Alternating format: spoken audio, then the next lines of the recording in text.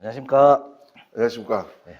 일간제주하고 일간제주 TV에서 이번에 참 어려운 분을 모셨습니다. 나중에 이제 본인 소개를 할 텐데, 그 요즘 정치에 뭐 도의원분들 뭐 예전 정치인들 했는데, 제가 보기에는 아마 당직자분들의 아마 그 정당의 흐름이나 현재 흐름을 잘 알 수 있을 것 같아갖고 제가 어렵게 모셨습니다. 원래는 안 하겠다는 걸 제가 지금 억지로 지금 모셔갖고 이렇게 방송을 하게 됐는데, 먼저 말씀드리면 총선 중이라서 그런지 몰라도 이분 당직자다 보니까 워낙 바쁘시고 이런데 총선의 흐름이나 이런 게 아마 다른 의미로 우리가 받아들일 수 있는 그분들이 필요하지 않을까 해갖고 이렇게 모셨습니다.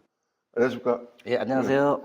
자, 제가 아는 정치인들 중에 가장 쾌활하고 유쾌하시고, 그리고 제주 사회, 제주 경제 발전에서 조금이라도 이바지하기 위한 노력을 많이 하시는 분입니다. 정치 하시는 분들 많이 아시는데 일반 분들은 아마 잘 모르실 수 있는데 한번 자신을 좀 소개시켜 주시죠. 예, 저는 나이가 한국 나이로 51세고요. 74년생 범띠입니다. 제가 정치에 입문하게 된 계기가 노사모를 시작으로 해서 2003년 열린우리당을 시작으로 해서 한 21년이 된 것 같습니다. 나이는 뭐 50대지만은 정당 생활을 하면 한 21년 정도 되니 뭐 제주도 이제 민주당 정치 역사에 대해서 누구보다 잘 알고, 농담으로 이제 제주 민주당의 사초다, 역사를 기록하는 사람이다라고 이런 칭찬을 해주는 분 많아요. 근데 오늘 양지 목장님께서 저도 이런 방송 출연은 처음이지만은 이제 간곡한 부탁이 있어서 이 방송을 통해서 제주 정치 발전에 조금이라도 밑거름이 될 수 있다면 흔쾌히 제가 응할 수 있다고 생각해서 오늘 좋은 자리를 마련해 주셔서 감사합니다. 지금 민주당의 직책이 뭐가 대외협력국장입니다. 네, 더불어민주당 대외협력국장을 맡고 계시는 우리 고석준 우리 국장님. 맞습니다. 네. 자, 그러면 본격적으로 들어가는데 네. 이제 22대 국회의원 선거가 거의 코앞입니다. 맞죠. 며칠 안 남았는데 지역 내 뭐 여론조사에서 우리가 뭐 정확히 데이터를 말씀드릴 수도 없고 또 지금 얘기할 수 없는 상황이긴 하지만은 보시기에 당치자면서도 네. 시사적인 데서 박학다식 하시는 분이니까 전체적으로 대강 흐름을 네. 살짝 데이터는 절대 공개되면 안 됩니다. 그렇죠. 예, 예. 지난 여론조사의 결과를 보면 한 6차례, 많게는 뭐 7차례 실시했는데, 여론조사의 결과를 보면은 여론조사는 추세입니다. 전 민주당이 무난하게 승리할 걸로 보는데, 선거에서는 이제 격언 있잖아요. 골프하고 선거는 고개를 쳐들면 망한다. 그런 부분 때문에 제가 조금 조심은 되지만 도민들의 현명한 선택을 기다리겠습니다. 자, 그러면 제주시 갑에 문대림 고광철 후보, 네. 그다음 제주시 을은 김한규 후보, 김승호 후보, 그다음에 강순아 네. 후보, 그다음 서귀포는 위성권 후보, 그다음에 고기철 후보. 그렇죠. 네, 이렇게 됐는데 뭐 여론조사를 떠나갖고 당대당으로 붙게 되면 어떻게 될지 모르니까 그렇죠. 예, 그렇게 저는 생각하는데 세계 지역구 후보들 공약 네. 중에 공약을 좀 한번 훑어주시죠. 네, 국민의힘의 공약을 보면 제2공항 만능론이라고 할 수 네. 있습니다. 제2공항을 통해서 지역 경제를 활성화하고, 특히나 이제 건설 경기가 활성화되지 않겠습니까?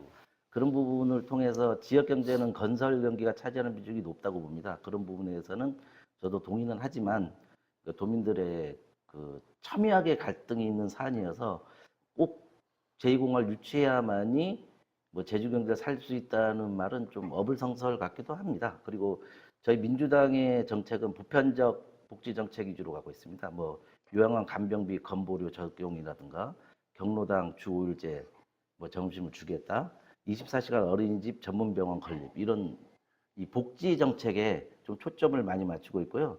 국장님께서 말씀하신 부분 중에 가장 눈에 띄는 부분은 강순아 후보님의 사회 진출 청년에 대한 1만 원 임대주택 건립, 그 공약이 가장 눈에는 띄더라고요. 그렇게 말씀드리겠습니다. 예, 국민의힘 현재 저도 뭐 우리 국장님하고 비슷하게 생각하지만은 국민의힘은 제2공항이 이슈다 보니까 근데 제주시 가면 좀 덜 나오고 그렇죠.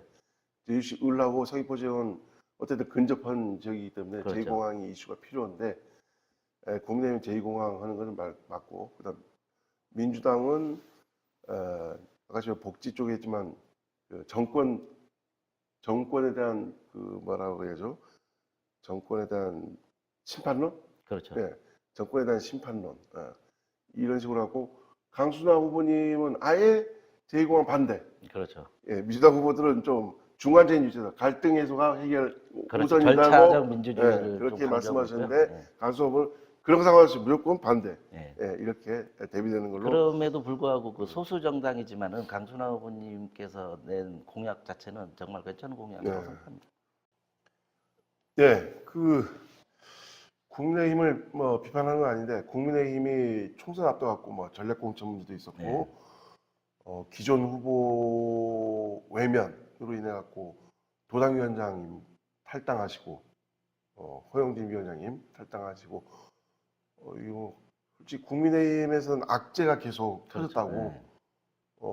국민의힘이 아니고 국민의힘 제도당에서는 악재가 많이 터지면서 자, 선거 앞에를 두고 좀 안타까워하는 분들이 이 보수 쪽에서는 안타까워하는데 상대방 측인 더불어민주당 쪽에서는 이해된 상황, 이해된 뭐 사태? 네. 사태 너무 심각하고요. 야, 상황에 여기- 대해서는 어떻게 보시는지. 아니 국장님께서도 지난 20여 년간의 정치를 보면 저희 민주당이 잘했다기보다는 그 국민의힘의 전체적인 공천 시스템이 없는 것 같아요. 있긴 있지만 꼭 이제 공천을 앞두고서 불협화음이 많이 나고 뭐 그런 부분이 공교롭게도 20년 동안 이제 반복이 돼 있어서 이번에도 그런 사태가 또 벌어지더라고요. 뭐 저희들 입장에서는 뭐 반길리지만은 뭐 도민 사회나 뭐 정치라는 게 진보와 보수 양 날개로 가는 거 아닙니까? 건전한 경쟁이 이루어졌으면 하는 바람도 있는데 정말 안타깝습니다. 그렇지만 국민의힘에서도 잘하는 부분이 있어요. 저희도 뭐 제가 뭐 저 자랑하기나 좀 민망하지만은 네. SNS나 뭐 도연들과 이제 국회의원님들의 이제 유기적인 소통 그런 제가 페이스북을 운영하면서 실시간으로 이제 공유하고 하나된 소속감을 가지게 할 수 있는 그런 부분. 그래서 저희 민주당은 아무래도 이제 온라인 쪽에서 강한 것 같아요. 근데 국민의힘도 어떤 저력 있는 정당이기 때문에 제가 볼 때는 그 현수막다는 거 있잖아요. 그 현수막 위치 선정을 아주 잘하시더라고요. 저희도 뭐 국민의힘에 칭찬할 부분이 뭐 있는가 생각했는데 뭐 야, 공천 부분에도 안타까운 부분이 있는데 아이고 현수막 다는 부분에 대해서는 우리 국민의힘만큼 못 다냐 뭐 이런 분도 많더라고요. 그래서 국민의힘 여러분들 좀 힘 좀 내시고 진보와 보수와 이제 같이 정치를 하는 거기 때문에 조그만 칭찬이라도 좀 하고 싶습니다. 예, 정말 조그만 칭찬이네요. 예. 네, 예, 그 국민의힘이 제일 안타까운 게 뭐냐면 민주당 같은 경우는 지방 정치에 대해서 어느 정도 허용하는 입장인데 그렇죠. 국민의힘 같은 경우는 중앙에서 너무 잡고 흔든다. 네, 그러다 보니까 지방 정치의 세력이 네, 많이 약해진 것 같아요. 그런 제 관점에서 네, 그렇죠. 그렇게 보고 있습니다. 자, 이번 국회의원 선거 보게 되면 뭐 제주뿐만 아니고 전국적으로 정권 심판론과 네, 그다음에 거대 야당 심판론으로 보는데 그렇죠. 뭐 어쨌든 더불어민주당 당직자이기 때문에 이거를 좀 뭐 편안하게 말씀해도 좋습니다. 네, 뭐 편안하고 아주 편파적으로 말씀드릴 예. 수밖에 없는 부분이 있어요. 정권 심판론이 맞습니다. 예. 그럼 뭐냐면 우리 5년 단임제 대통령자에서는 치러지는 총선은 분명 정권 심판론입니다. 이게 프레임 전쟁이라고 하죠. 뭐 이재명을 심판하겠다, 뭐 문재인을 심판하겠다, 뭐 조국을 심판하겠다. 어떻게 보면은 이재명 심판은 지난 대선에서 끝난 거예요. 그렇고 현 정권의 문제가 상당히 많지만 이런 조중동을 비롯한 이 보수 언론들이 프레임을 만들어가는 경향이 있어요. 분명 이 부분은 정권 심판으로 갈 것이고 국민들이 2년 동안 경험한 바가 있지 않습니까? 경제는 폭망했고 무역 수지가 보니까 지금 200이더라고요. 뭐 북한보다도 떨어진다는 말도 있고 이거 모든 수치나 국민들이 체감할 수 있는 범위 내에서 판단하리라 믿고 있고요.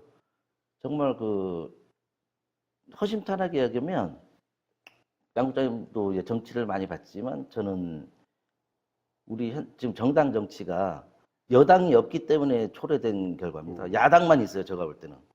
아니, 여당이라고 하면은 책임 정당 아닙니까? 모든 국정을 책임지고 이끌어가고 비전을 제시하면 야당 뭐 반대하는 거야 뭐 야당의 순수 목적이라 할 수 있는데 한동훈 위원장 하시는 거 보면은 매일 뭐 이재명 심판해달라, 우리 야당은 또 윤석열 심판해달라. 그래서 우리 당의 이 대한민국의 정당은 지금 야당 두 개가 존재하는 거예요. 두 개가 존재하고 있기 때문에 양극화가 심하죠. 예, 여당, 야당 아까 저 처음에 말씀할 때 진보와 보수라고 했잖아요. 양 날이 있었는데 전부 야당이에요. 제가 볼 때는 국민의힘이 하는 스탠스는 집권 여당이 아니에요. 집권 여당은 무한 책임을 갖고 있는데 무한 책임을 갖고 있는 정당이라기보다는 한동훈 위원장이 하신 뭐 민주당은 잘했냐, 뭐 문재인이 어떠냐 이거는 이거 책임 정당이라고 할 수 없어요. 그 부분 때문에라도 이번에 반드시 정권 심판을 하셔서 국정 기조를 바꿨으면 하는 바람입니다. 예. 이에 반해서 국민의힘 쪽에서는 뭔가 국민의힘이나 대통령이 뭔가 하려고 하면 더불어민주당이 거대 야당이기 때문에 막고 있다. 그렇죠. 변명을 제가 대신 예, 드리고 예. 있습니다. 예. 그러면 아까쯤에 이어지는 걸로 생각해서 네. 이번에 총선에서 네. 지금 제주를 떠나서 전국적인 현상입니다. 민주당 내 국회 입당수 어떻게 보십니까? 이게 가장 위험하고 무서운 질문인데요.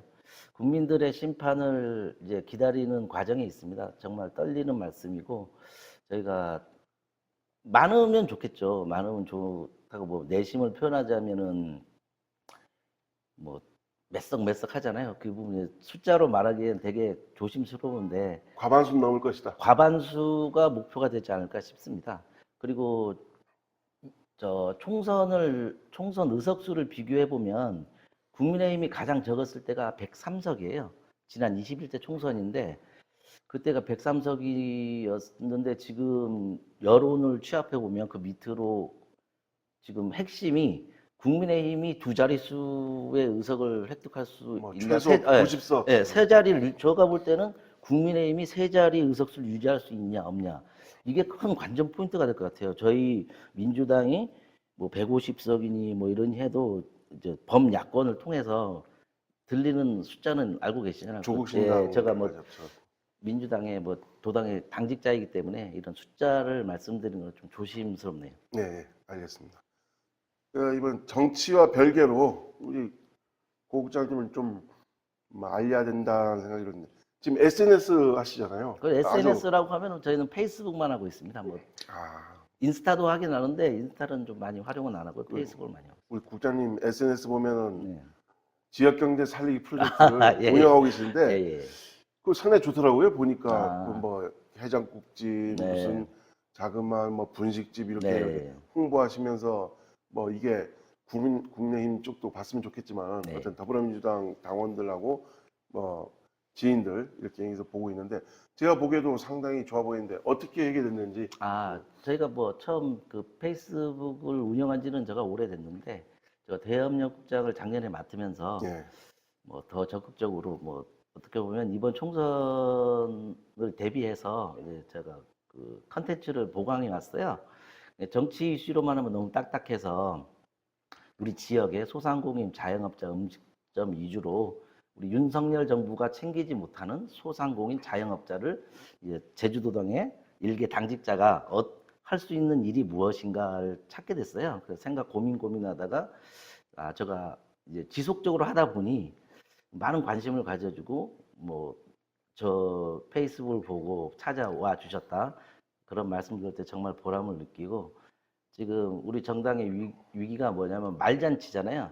그렇죠. 예, 말잔치가 많은데 저 같은 경우는 100마디의 말보다 한마디 실천이 중요하다. 그래서 계속 진행은 하고 있어요. 근데 요새 근래 많이 못 올라오는 거는 선거 총선을 때문에. 앞둬서 또 저도 뭐 3개 지역구를 전부 이제 관리를 해야 돼서 저도 뭐 목이 좀 쉰 상태예요. 우리 양 부장님과의 일정이 있어서 저도 왔는데 그런 부분들을 좋게 봐주셨고 정치 이슈라는 게 좀 딱딱하잖아요. 네, 이 페이스북을 보면 대부분 정치 이슈예요. 또 편파적이고 편파적이고 우리도 이제 편파 방송 지향하고 있지 않습니까? 저희가 예. 편파적이어서 충분히 인지하고 있습니다. 너무 딱딱한 이미지를 뭐 벗어보자는 이미지에서도 있었고 그 외에도 무슨 뭐 상대당의 일일 뭐 국민의힘 일일 일망언 알리기 운동. 이게 망언이라고 하면 현 정권 들어서 망언이 많았잖아요. 그 어떤 뭐, 망언들이 있었죠? 망언들이 많죠. 저 윤석열 대통령께서 말씀하신 망언은 아니지만은 국민 청력 테스트 바이든 날리면 이제 조만간에 후각과 저 청각 테스트가 있었잖아요. 이제 후각 테스트도 있을 것 같고 뭐 여러 가지 테스트를 할 대파 것 논란도 같아요. 있고. 대파 논란도 있고 하여튼 살다 이런 정권은 처음 본다. 아주 민심은 너무 뜨거워요 지금. 예. 예, 제가 국민의힘 당직자를 모셔와야겠습니다. 예, 다음 다음 방송에. 제가 추천할 분이 있어요. 아 예. 누구였죠? 그 비례대표로 당선되신 아 이남근 이남근 말씀 의원. 잘하시네. 이남근 의원님도 엊그저께 5일장에서 저희가 제주시 선거 지원을 위해서 제가 갔었는데 가면서 아주 살살해 하면서 또 이남근 의원님께서는 뭐 제가 상대 당이지만은 지역에서는 다 형 동생 하고 있는 사이고 저는 뭐 개인적으로 형 동생 하는 사이는 아니지만 이 정당인으로서 저도 20년 동안 정당에 몸담고 있는데 그런 분들이 의회에 진출돼 있잖아요. 정당 정치를 아는 그런 분들은 저는 이남근 의원님과 한번 소통해봤으면 좋겠습니다. 이 자리를 빌어서 네. 이남근 의원님과 배틀도 좀 하고 아, 예. 우리 지역 정치에 이제 건전한 소통이 장이 마련됐으면 좋겠습니다. 네, 알겠습니다. 제가 한번 추진해 볼게요. 예, 추진해 보십시오. 우리 저 게스트로도 지금 아, 출연하고 그래요? 계시니까 예, 예. 재밌을 것 같습니다. 예, 예, 그 작년이죠. 예, 예. 작년에 후쿠시마 논란 예, 있을 때 예. 예, 아마 엄청나게 더웠을 겁니다. 그렇죠. 그래서 모 도연하지 맙시다. 현지용 의원님께서는 네. 그 큰 등치에 네. 예, 그 더운 데 갔다 보니까 예, 그 운동화 달 정도 아니고 녹아버렸다는 운동화 밑창이 떨어졌을 겁니다. 제가 예. 목격했습니다. 녹아서 한 겁니까? 예, 예. 본인은 열심히 해서 그분이 현지용 의원님께서 참여 횟수까지 제가 기억을 나는데요. 한 5회. 예, 뭐 문대림 지금 후보님이 한 4회. 뭐 이렇게 숫자를 매기는 그렇지만 우리 국장님도 함덕에서 예, 저도 뭐 현지용 의원하고 그 방송 하나 하는 게 프로그램이 있어갖고 그때 예. 당시 우리 양 국장님을 처음 뵌 것 같은데 이런 취재를 오시는 부분에 대해서 그때부터 우리가 이런 인연이 되지 않았나 싶습니다. 어쨌든 간에 그 후쿠시마 논란 벌어질 때 그때 많은 당자분들하고 네, 그렇죠. 그다음에 뭐 예, 이성훈 도당위원장. 부터 문대림 후보님까지 그래서 같이 걸으면서 그렇죠. 도민들에게 그 후쿠시마 오염수의 문제의 심각성 알리게 네, 제주 일주를 네, 하셨는데 그 당시에 제가 보기에는 네. 그분들의 결의, 네. 절박함 뭐 이게 느껴지는데 그때 같이 동행하셨지 않습니까? 그렇죠. 며칠 내셨죠? 8일간 한 아이고, 200km 정도 그럼 거의가 아니고 다 돌았다는 얘기죠 매일. 다 돌았는데 좀 재밌는 에피소드 있는데 네. 제주도를 돌면서 제주의 그 조경에 대해서 좀 조경? 조경. 저희가 걷다 보니까 햇빛이 땡볕이었잖아요. 제주시 이제 우리 서쪽 동쪽에 조경이 좀 잘 안 돼 있는 것 같아요. 서귀포 쪽으로 가니까 이제 길거리에 갔다 보면 조경이 잘 돼서 그 나무 그늘 삼아가지고 좀 위안이 됐던 그런 적이 있는데 서귀포 쪽에 조경이 잘 돼 있구나라는 게 후일담이 있어요. 네. 우리 고국장님께서는 뭐 절박함 그거 느끼기 너무 그렇죠. 딱딱하다 보니까 조경 얘기를 끊었는데 자 농담은 여기까지 오고 절박함 네. 어떤 절박함인지 좀 도민들께 그때 말씀해 당시 주시죠. 우리 저희가 정권을 빼앗겼잖아요. 정권을 빼앗기고 윤석열 정부의 무능함에 그 공감 능력이 떨어지는 거죠. 예를 들어서 우리 제주 앞바다에 오염수 뭐 쓰레기를 버렸다 하면 다 슬퍼해주고 걱정해줘야 되는데 괜찮다 하는 거예요. 그래서 뭐 저희 이제 야당이 된 거 아닙니까? 야당 입장에서 최후의 수단은 이제 국민들과 직접 소통하는 부분에 있습니다. 그래서 저희가 집권당은 아니지만 그 폐해에 대해서 국민과 직접 소통을 통해서 현 정권의 부당성을 알리고 이 후쿠시마 오염수가 방류됐을 시 우리 제주도에 미치는 영향이 심대하지 않습니까? 그 과정에서 저도 정당 생활 20년 했다고 초반에 말씀드렸는데 저도 항상 그 걸으면서 많은 생각을 했어요. 제가 뭐 정당에 와서 뭐 누군가가 이제 당선되는데 큰 역할을 하고 그런 부분을 계속 해왔던 것 같아요. 그렇지만 작년에 후쿠시마 오염수 방류 저지를 위한 도보 일주를 하면서 정당 생활을 가장 보람을 느꼈어요. 아, 그건 뭐냐면 보람을. 민생이다. 제주 도민의 생명과 안전을 위협하는 일에 민주당이 나서야 되고 누군가는 나서야 된다. 우리가 집권 여당은 아니지만 야당으로서 국민을 설득하고 그 설득을 통해서 윤석열 정부가 뭐 잘못된 정책을 바꾸기를 바랬지만 유성권 도당위원장을 비롯하여 제주의 세 분의 국회의원, 지금 출마하시는 제주시가 문대림 후보님을 비롯해 도의원들 지역마다 갈 때마다 국민, 도민들이 호응해 주시고 되게 감동을 많이 느끼고 20년 정당 생활하면서 가장 보람된 일이라고 생각하고 있습니다. 그러면 그 추가적으로 예, 그 후쿠시마 오염수 관련해 갖고 심각성을 알리는 도보 일주에서 그렇죠. 도민들을 만났을 거 아닙니까? 네, 그렇죠. 예, 예. 도민들 만나면 어떤 얘기를 하던가요? 후쿠시마 오염수에 대해서 잘 알아들으시던가요? 그 심각성을? 심각성에 대해서는 매우 공감을 했고요. 뭐 우리 위성곤 도당위원장님께서 후쿠시마 오염수 대책위원이었잖아요. 우리 민주당의 그 방송을 통해서도 많이 봤고, 민주당 중앙당에. 예, 그리고 예. 우리 수산업에 종사하시는 분이 많습니다. 제주에 그 수산업에 미칠 파장, 그 지역마다 이제 해녀들도 계시고, 근데 일단 방류가 되면은 그 해류를 통해서 태평양을 건너서 한 6개월에서 1년 사이에 이제 방사능 수치가 나오는데 무엇보다도 이제 공감 능력이 떨어진다는 부분에 대해서 되게 안타까워했던 것 같아요. 우리나라 대통령인데 우리나라의 바다에 위해가 가해지면 더 먼저 걱정하고 이러면 안 된다 해야 되는데 뭐 과학적으로 뭐 증명됐다고 해도 감수성이 부족한 거거든요. 뭐 과학적으로 했을 때 그 넓은 바다에 오염수가 방류됐을 시 뭐 방사능 수치가 미미하다 뭐 이런 과학 IAEA가 뭐 그렇게 중립적인 단체는 아니잖아요. 일본의 편에 많이 들고 뭐 일본에서 지원금도 많이 주는 단체인데 제일 핵심은 현 정권이 국민과 공감을 못한다라는 게 핵심인 것 같아요. 국민이 아파할 때 같이 아파해줘야 되는데 국민이 아파하니까 별거 아니야. 그냥 감기약 먹으면 돼.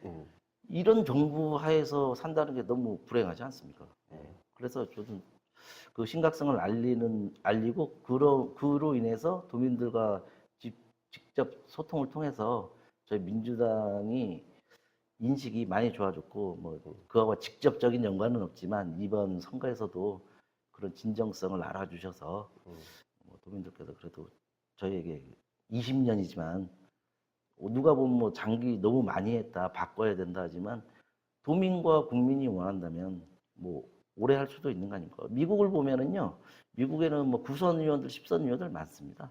뭐 그걸 뭐 1대1로 비교할 수는 없겠지만 잘하는 의원들은 더 잘하게 만들어줘야 되고 이 대목에서 말씀드릴 수 있는 게 제주도는 도세가 좀 약하잖아요.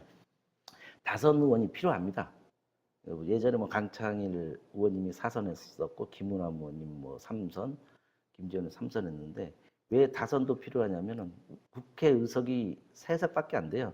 도세가 작은 지역에서는 다선 의원의 필요성도 분명 있어서 뭐 과분하게도 이번에도 저희에게 기회를 주신다면 더욱 열심히 도민의 이익을 대변하는 데 노력할 수 있도록 저도 국회의원님들 만나면 또 전달해 드리도록 하겠습니다. 네. 예. 결국에 그 말은 뭐냐면 그분들 대체할 대안이 없다는 거죠. 그래서 그분들이 되는 거 아닙니까? 네, 그렇죠. 뭐 국민의힘에서 아주 뛰어난 분이 나온다면 국민의힘 뭐 국장님께서 이 방송에 나와달라고 해서 저도 뭐 적을 알고 나를 알아야 백전백승이라는 말이 있지 않습니까? 그래서 한번 국민의힘 그 유세장인 갈 수는 없고 이게 해당 행위가 되잖아요. 어떤 겁니까? 국장님이 이제 녹화했던 일간제주 보면서 봐봤어요. 근데 그 요지가 뭐냐면 너무 오래 해서 고인물은 썩는다, 바꿔야 된다. 제주도만큼은 너무 민주당이 많이 하지 않았나 이런 말씀을 그게 요지더라고요. 근데 저 초반에 말씀했듯이 국민의힘이 본인들의 문제가 심각해요. 공천 시스템이 부재에 의해서 벌어진 거거든요. 저희가 그 공천 시스템에 개입을 해서 혼란을 일으킨 게 아니고 스스로 자멸하는 길을 택하고 이제 제일 중요한 건 인물입니다. 아무리 정당이 좋다고 해도 인물론에서 저희가 유성곤 후보님, 문대림 후보님, 김한규 후보님이 다른 후보님들에 대해서 월등한 경쟁력을 갖고 있다고 도민들은 판단하고 있는 걸로 저는 생각하고 있습니다. 네. 네, 어제가 제주의 아픔, 네. 뭐 최대 국내 뭐 아픔의 역사죠. 그렇죠. 제주 4.3 평화공원 추념식. 저 다녀왔습니다. 네, 추념식인데 비가 많이 왔음에도 불구하고 많은 도민들과 유족들이 왔습니다. 이번 4.3 평화공원 어떻게 보셨는지? 저도 뭐 당대표님 오신다고. 평화공원이 아닙니다. 4.3 추념식입니다. 죄송합니다. 4.3 추념식에 네. 저희도 당대표님께서 이재명 예, 대표님 오셔가지고 저도 당직자로서 갔는데요. 거기서 그 풍경을 비도 많이 와서 가지고 걱정을 많이 했어요. 실제 행사할 땐 비가 많이 그쳐서 사람 하늘도 알았던 예, 거죠? 하늘이 네. 이제 도와준 것 같은데 거기서 뭐 생각하면서 현수막이 많이 걸려 있더라고요. 네. 그 현수막 중에 좀 가슴을 울리는 현수막이 그래요? 있어요. 뭐 따뜻하게 보듬겠다는 윤석열 대통령님의 약속 반드시 지켜주십시오. 어디서 온 뭐 겁니까? 4.3 유족회에서 희생자 유족회에서 한 것 같더라고요. 뭐 네. 작게 써 있어가지고 어느 단체에서는 모르겠는데 마음 예, 울리네요. 그냥 우리 유족들이 윤석열 대통령님의 약속을 반드시 지켜주셨으면 하는 바람이 있었는데 뭐 그 부분에 대해서는 현 정부가 충족은 많이 못 시킨 것 같아요. 그렇지만 뭐 앞으로 3년 남았어. 우리 유족들의 마음에 상처만 안 줬으면 좋겠습니다. 저는 뭐 약속을 지키는 거는 뭐 이제 저는 힘들 것 같고 제발 후벼 파지만 않았으면 좋겠습니다. 예. 보니까 한동훈 위원장도 불참한 거에 대해서 나중에 발표를 했더라고요. 죄송하다고. 현장에서 보니까 뭐 유족들 항의도 좀 많이 하더라고요. 네. 뭐 한덕수 총리께서 오셨더라고요. 그래도 그 부분으로 만족해야지 뭐. 뭐 저희 정권 때 자랑할 수는 없지만 뭐 저희 정권은 어쨌든 민주당은 4.3에 대해서만큼은 항상 그 앞장서 왔고 권익을 위해서 많은 법안을 제출했고 지금 현재 의원님들께서도 4.3에 이제 계속 진전된 발전을 이루고 있잖아요. 이제 배보상 과정에 있고 그 과정에서 저희 민주당 세 분의 현재 국회의원을 비롯해서 과거부터 그 현재의 모든 역사가 지금 현재 뭐 여론조사나 이런 데서 나타나지 않나 뭐 그런 생각은 들고 있습니다. 예. 4.3 얘기하다 보면 저도 4.3 유족이기 때문에 네. 정파를 떠나갖고 좀 정부나 정치권을 떠나갖고 네. 좀 제주의 아픔이기 때문에 네. 좀 보듬어주고 그렇게 해줬으면 좋겠다는 사견을 제시해 보겠습니다. 자, 마지막 질문인데 마지막 질문이 아니죠. 마지막으로 네. 도민들께나 한 말씀 해주시죠. 내일부터 사전 투표가 실시되는데요. 내일부터 네, 사전 맞습니다. 투표 실시되는데 저희가 예전부터 이제 데이터를 보면 제주도가 투표율이 상당히 높아요. 근데 그렇죠. 투표율이 높고 대통령 선거에서 제주도가 뽑으면 항상 당선이 됐었어요. 저번 선거 빼고 처음으로 들었어요. 윤석열 정부 이제까지 제주도가 선택하면 반드시 됐었어요. 바로 밑에였죠. 바로 밑에였는데 그게 공교롭게도 저번 대선에서는 졌는데 제가 여기서 드리고 싶은 말씀은 사전 투표의 중요성. 사전 투표가 높으면 이제 본 투표도 높아지는 경향이 있습니다. 예전에 투표율을 말씀드린 건 제주도나 광주, 전라 이쪽이 이제 상대적으로 높죠. 높은데 제주도가 이제 사전 투표에서나 전국에서 좀 꼴찌 수준의 그래요? 그런 부분이 있어요. 본 투표는 높은데 본 투표도 많이 낮았어요. 그래요? 사전 투표가 의외로 제주도가 낮다는 이제 통계가 나왔더라고요. 내일부터 사전 투표인데 사전 투표에 좀 많이 임해 주셔서 현 정권이 심판해 주시고 잘못된 부분에 회초리를 들지 않으면 본인이 잘한 줄 알거든요. 회초리가 안 되면 몽둥이도 들려야 되고 그래서 이번 선거를 통해서 내일 사전 투표를 많이 해주셔서 유권자로서 국민으로서 이번 정권을 심판해서 조금이라도 이제 국정 기조가 바뀌었으면 하는 바람이 있습니다. 네. 마지막으로 우리 정치권 그리고 당직자 뭐 여당 야당 가리지 않고 제가 한 말씀 드린다면 네. 도민들한테 사전 투표를 투표를 권고하기 전에 이 도민들 저희 도민들 국민들이 사전 투표를 해서 뭔가 바꿀 수 있다는 그런 걸 보여줄 수 있는 네. 그분들이 영향을 보여줘요. 지금 얼마나 정치에 관심이 없는지 네. 아마 아실 겁니다. 네. 그래서 우리 국민들도 소중한 참정권 그렇죠.